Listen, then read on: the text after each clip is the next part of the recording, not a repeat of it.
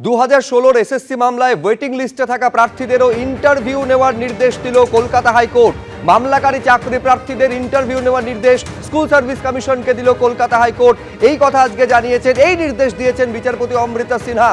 বয়স পেরিয়ে যাওয়ার জন্য যাদের ডাকা হয়নি তাদের ইন্টারভিউ নিতে হবে এবং ইন্টারভিউয়ের নাম্বার মুখবন্ধ খামে আদালতে জমা দিতে হবে এসএসসিকে স্পষ্ট নির্দেশ দিল কলকাতা হাইকোর্ট। হাইকোর্টে আজকে হলোটা কি এবং কোর্ট কি নির্দেশ দিল পুরোটা আমরা জানবো। সৌভিক মজুমদার আমাদের প্রতিনিধি রয়েছেন ফোন লাইনে। সৌভিক, দেখো, কলকাতা হাইকোর্টের মাননীয় বিচারপতি অমৃতা সিনহা তিনি আজকের নির্দেশে বলেছেন যে 2016 সালের যে চাকরি প্রার্থীরা নিয়োগ প্রক্রিয়ায় অংশগ্রহণ করেছিলেন এবং যারা সেই সময় ওয়েটিং লিস্টে ছিলেন সেই প্রার্থীদের মধ্যে যারা কলকাতা হাইকোর্টে মামলা করেছেন এবং 2025 সালের নিয়োগ প্রক্রিয়াতে অংশগ্রহণ করেছে কিন্তু বয়সজনিত কারণে যাদেরকে এই ইন্টারভিউয়ের জন্য ডাকা হয়নি তাদেরও কিন্তু ইন্টারভিউ গ্রহণ করতে হবে এবং তার পাশাপাশি এই ইন্টারভিউতে তাদের প্রাপ্ত যে নম্বর সেই নম্বর মুখবন্ধ খামে কলকাতা হাইকোর্টে জমা দিতে হবে। তার পাশাপাশি গোটা প্রক্রিয়াটাকে স্বচ্ছ রাখবার জন্য এই ইন্টারভিউটাকে ভিডিওগ্রাফি করা সম্ভব কিনা সে বিষয়ে স্কুল সার্ভিস কমিশন নিজেদের অবস্থান কলকাতা হাইকোর্টের কাছে স্পষ্ট করবে। এটাই আজকের মামলার মূল নির্দেশ। এখন যে অভিযোগে মামলা হয়েছিল সেটা হলো এই প্রার্থীরা তারা কলকাতা হাইকোর্টের কাছে এসে অভিযোগ জানিয়েছিলেন যে তারা 2016 সালের যে নিয়োগ প্রক্রিয়া হয় সেই নিয়োগ প্রক্রিয়ায় তারা অংশগ্রহণ করেছিলেন, তাদের নাম ওয়েটিং লিস্টে ছিল, ফলে তারা কিন্তু চাকরি পাননি। কিন্তু তাদের বক্তব্য হলো যে সুপ্রিম কোর্টের তরফ থেকে বা কলকাতা হাইকোর্টের তরফ থেকে যে নির্দেশ দেওয়া হয়েছিল সেই নির্দেশে বলা হয়েছিল যারা নির্দিষ্টভাবে চিহ্নিত অযোগ্য নন তারা কিন্তু বয়সজনিত ছাড় পাওয়ার যোগ্য এবং তাদেরকে বয়সজনিত ছাড় দিতে হবে। কিন্তু দেখা যাচ্ছে তারা 2025-এর নিয়োগ প্রক্রিয়ায় অংশগ্রহণ করলেন, তারা ফর্ম ফিল আপ করলেন, তারা পরীক্ষায় বসলেন, তাদের ডকুমেন্ট ভেরিফিকেশন পর্যন্ত হলো, কিন্তু তারপরে তাদের দাবি হলো যে স্কুল সার্ভিস কমিশনের তরফ থেকে বলা হয়েছে যে তাদের যে নির্দিষ্ট বয়স ছিল সেই নির্দিষ্ট বয়স পেরিয়ে গিয়েছে, ফলে তাদের ইন্টারভিউতে ডাকা হবে না, তাদের ইন্টারভিউ গ্রহণ করা হবে না। এখান থেকেই কিন্তু এই মামলার সূত্রপাত এবং তাদের খুব স্পষ্ট বক্তব্য হলো যে সুপ্রিম কোর্টের নির্দেশে এবং কলকাতা হাইকোর্টের নির্দেশে এটা খুব স্পষ্টভাবে বলা হয়েছিল যে যারা নির্দিষ্টভাবে চিহ্নিত অযোগ্য নয় তাদের কিন্তু বয়সজনিত ছাড় দিতে হবে। ফলে সেই কারণেই তারা কলকাতা হাইকোর্টে এসেছিলেন। আরও একবার তোমাকে বলবো, কলকাতা হাইকোর্টের নির্দেশ এই যারা মামলা করেছিলেন সেই মামলাকারীদের ইন্টারভিউ দিতে হবে এবং ইন্টারভিউতে প্রাপ্ত নম্বর মুখবন্ধ ভাবে কলকাতা হাইকোর্টের কাছে পেশ করতে হবে এবং এই গোটা ইন্টারভিউ প্রক্রিয়াটা ভিডিওগ্রাফি করা সম্ভব কিনা সে বিষয়ে স্কুল সার্ভিস কমিশন নিজেদের অবস্থান কলকাতা হাইকোর্টের কাছে স্পষ্ট করবে। শুভ্রজিৎ, ধন্যবাদ। সৌভিক,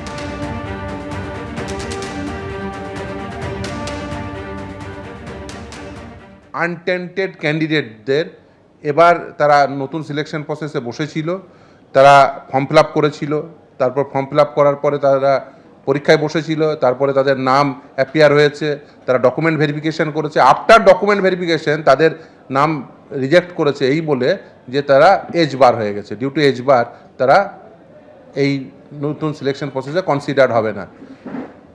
তারা মামলা করেন। আজকে মহামান্য বিচারপতি অমৃতা সিনহা নির্দেশ দেন যে এদের ইন্টারভিউ নিতে হবে এবং আফটার ইন্টারভিউ তাদের ইন্টারভিউয়ের মার্কস এনভেলপে আদালতে জমা করতে হবে। এর আগে গ্রুপ সিডি এর ক্ষেত্রে এজ রিল্যাক্সেশন দেওয়ার জন্য নট স্পেসিফিক্যালি টেন্টেড লিস্ট প্রকাশ করতে বলেছেন।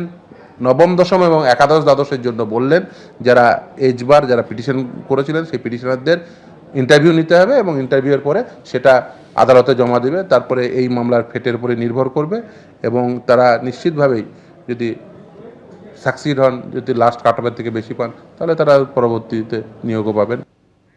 আর এরই মধ্যে আজ নবম দশমের ইন্টারভিউয়ে কাদের ডাকা হবে সেই তালিকা প্রকাশ করতে চলেছে স্কুল সার্ভিস কমিশন। সন্ধ্যের পর 37,000-এরও বেশি পরীক্ষার্থীর নামের তালিকা প্রকাশ করা হবে বলে খবর সূত্রের। এই তালিকা প্রকাশ করবে স্কুল সার্ভিস কমিশন। কৃষ্ণেন্দু অধিকারী আমাদের প্রতিনিধি আরো বিস্তারিত বলতে পারবেন। কৃষ্ণেন্দু, এই 2025-এর যে পরীক্ষা হয়েছে একেবারে সুপ্রিম কোর্টের নির্দেশে 2016-র পুরো প্যানেল বাতিল হওয়ার পর সেই পরীক্ষা এবং তার যে ভেরিফিকেশন সেটাও কিন্তু প্রশ্নের ঊর্ধ্বে নয়। একাধিক জায়গায় সুপ্রিম কোর্ট এবং হাইকোর্টকে হস্তক্ষেপ করতে হচ্ছে, কি করা উচিত কমিশনকে সেটা বলে দিতে হচ্ছে। আর এই আবহে কাদের ইন্টারভিউতে ডাকা হবে সেই তালিকা আর কয়েক ঘন্টার মধ্যে প্রকাশিত হতে চলেছে। একদমই তাই। স্কুল সার্ভিস কমিশন সূত্রে যেটা জানা যাচ্ছে যে আজকে সন্ধ্যের পর 6টার পর নবম দশম শ্রেণীর যারা পরীক্ষা দিয়েছিলেন তাদের মধ্যে রেজাল্ট বেরিয়ে গেছে, কিন্তু কারা ইন্টারভিউতে যোগ্য বা যাদের ভেরিফিকেশনে ডাকা হবে তাদের তালিকা প্রকাশ করা হবে। এমনিতে শূন্যপদ ছিল 23,212। স্কুল সার্ভিস কমিশন একটা নিয়ম আছে যে 10টি শূন্যপদের জন্য 16 জনকে ডাকা যায়, এবং সেক্ষেত্রে প্রায় 23,212 শূন্যপদের জন্য 37,000-এর বেশি আজকে প্রার্থীর নাম ঘোষণা করা হবে। এমনি তুমি যেটা বলছিলে, বারবার স্কুল সার্ভিস কমিশন প্রশ্নের মুখে আজকেও হাইকোর্ট তাদের ইন্টারভিউতে যাওয়ার ছাড়পত্র দিয়েছে যারা ওয়েটিং লিস্টে ছিলেন এবং যারা যোগ্য কিন্তু তাদের ইন্টারভিউতে ডাকা হয়নি, অর্থাৎ বারবার স্কুল সার্ভিস কমিশনের প্রশ্নের মুখে পড়তে হচ্ছে আদালতকে।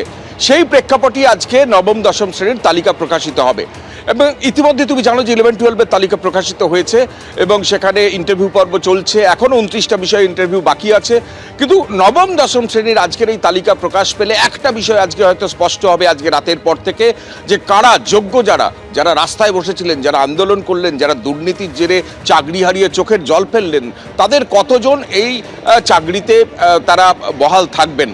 তুমি জানো যে সুপ্রিম কোর্টের একটা নির্দেশ আছে যে 31 ডিসেম্বরের মধ্যে এই নিয়োগ প্রক্রিয়া সম্পন্ন করতে হবে। যদিও জানা যাচ্ছে যে এসএসসি বা রাজ্যের তরফ থেকে সেই সময়সীমা বাড়ানোর জন্য আবেদন করা হবে সুপ্রিম কোর্টে। সেই প্রেক্ষাপটে আজকের তালিকা গুরুত্বপূর্ণ এই কারণে, যারা চাকরি পাবেন না, অর্থাৎ যারা যোগ্যতা নিরিখে এতদিন চাকরি পাওয়ার পরেও, চাকরি করার পরেও যারা চাকরি হারিয়েছেন দুর্নীতির কারণে, নতুন করে পরীক্ষায় বসতে হয়েছে সুপ্রিম কোর্টের নির্দেশে, তারপরেও যারা চাকরি পাবেন না বা চাকরি পাওয়ার পথ যাদের রুদ্ধ হয়ে যাচ্ছে, বন্ধ হয়ে যাচ্ছে, তাদের ক্ষেত্রে কি হবে, তারা কি করবে? এখন সেটাই সবচেয়ে বড় প্রশ্ন। 11-12-এর ইন্টারভিউ পর্ব চলছে এখনো। নবম দশমের এই তালিকা প্রকাশের পর যে সঙ্গে সঙ্গে ইন্টারভিউ পর্ব বা ভেরিফিকেশনের জন্য ডাকা হবে এমনটা নয়। কমিশন সূত্রে একটা ইঙ্গিত মিলছে যে একাদশ দ্বাদশের যে ইন্টারভিউ পর্ব, সেই ইন্টারভিউ পর্ব যখন শেষের দিকে হবে, তারপর নবম দশমের যে আজকের তালিকা, সেই তালিকার ভিত্তিতে তাদের ইন্টারভিউ পর্বের জন্য শুরু হবে। বেশ, আপাতত কৃষ্ণেন্দু তোমায় ধন্যবাদ। পরের খবরে আসবো। এনুমারেশন পর্ব শেষের পরেও বিএলওদের জন্য নতুন নির্দেশিকা জারি করলো জাতীয় নির্বাচন কমিশন। বিএলওদের জন্য নতুন অপশন জারি করা হলো। সিমিলার ফটো ইলেক্টর ভেরিফিকেশন নামে নতুন এই অপশন জারি করা হয়েছে। একই ছবি একাধিক ভোটারের ক্ষেত্রে ব্যবহার হলে ফের পরীক্ষা করতে হবে এই অ্যাপের নতুন ফিচারের মধ্যে দিয়ে। আরো বিস্তারিত জানবো, আবির দত্ত আমাদের প্রতিনিধি রয়েছেন। আবির, গতকালই এনুমারেশন পর্ব শেষ হয়েছে, তাহলে এরকম কোনো অভিযোগ তার মানে কমিশনের কাছে এসে জমা পড়েছে, যার জন্য বিএলও অ্যাপে নতুন ফিচার যোগ করা হলো? একেবারেই, দেখো, যেটা সিস্টেমে উঠে এসছে নির্বাচন কমিশনের, এবং তার পরিপ্রেক্ষিতে এই নতুন অপশন জারি করা হলো বিএলওদের জন্য। এবং যে অপশনটি হচ্ছে সিমিলার ফটো ইলেক্টর ভেরিফিকেশন, অর্থাৎ একই ছবি ব্যবহার করা হয়েছে বিভিন্ন ধরনের ভোটারদের ক্ষেত্রে। এই সম্ভাবনা কিন্তু উজ্জ্বল হচ্ছে, তার কারণ এই জন্যই বিএলওদের কাছে এই অপশন কিন্তু তাদের অ্যাপে কিন্তু দেওয়া হলো, এবং তার সাথে সাথে তাদেরকে সেটাও দেখানো হবে যে কাদের কাদের ক্ষেত্রে ছবিগুলো ভেরিফাই করতে হবে, এবং সেইটা ভেরিফাই করে তাদেরকেও কিন্তু জমা দিতে হবে। আমরা জানি গতকালই এই সময়সীমা শেষ হয়েছে, কিন্তু তারপরেও গতকাল আজকে সকাল থেকেই দেখা যাচ্ছে যে এই নতুন অপশন অ্যাপে, অর্থাৎ স্বচ্ছ ভোটার তালিকা তৈরি করতে, যাতে কোনোভাবে আলাদা আলাদা ভোটার একই ছবি ব্যবহার না করে বা একই ছবি ব্যবহার করে কোনো ভুয়ো ভোটার তালিকাতে না থাকে, সেই বিষয়টাকেই নিশ্চিত করতে চায় নির্বাচন কমিশন, এবং সেই জন্যই বিএলওদের এই নির্দেশ দেওয়া হয়েছে। যদিও সময় শেষ হয়ে যাওয়ার পরে, যে নির্দিষ্ট দিন নির্ধারিত করে দেওয়া হয়েছিল 11 তারিখ, শেষ হয়ে যাওয়ার পরেও এই অপশন দেওয়াতে কিন্তু একটা বলা যায় যে একটা সমস্যার সম্মুখীন হয়েছেন কিছু বিএলও। তাদের অনেকেই যারা জানাচ্ছেন যে এই অবস্থায় তারা কিভাবে পুরো বিষয়টা করবে। যদিও একটা বিষয় স্পষ্ট, নিজেদের সিস্টেমে কিন্তু এই বিষয়টাই উঠে এসছে, না হলে এই ধরনের অপশনে দেওয়া কিন্তু আদৌ দেওয়া হতো কিনা নির্বাচন কমিশনের, সেটা নিয়েও থাকতে প্রশ্ন। ধন্যবাদ আবির।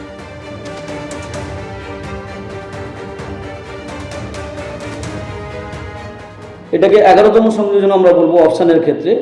সেটা নাম হচ্ছে যে সিমিলার ফটো ইলেক্টরস ভেরিফিকেশান। তার মানে কি, বহু ভোটার একই ফটো ব্যবহার করেছে, মানে একটা ফটোতে অনেক ভোটারের নাম দেখা যাচ্ছে।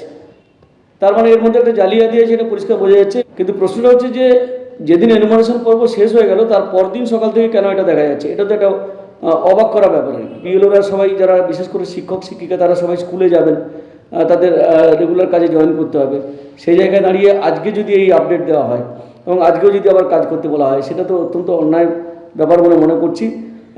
এটার থেকে পরিষ্কার বোঝা যাচ্ছে যে নির্বাচন কমিশন আমাদের রাজ্যে কী কী ধরনের দুর্নীতি ঘটতে পারে, অনিয়ম ঘটতে পারে বা ইরেগুলারিটি হতে পারে সেই ব্যাপারে বিন্দুমাত্র ধারণা ছিল না। ধারণা থাকলে কিন্তু আগে থেকে তারা কিন্তু আটঘাট বেঁধে নামতো। এবিপি আনন্দ, এগিয়ে থাকে, এগিয়ে রাখে।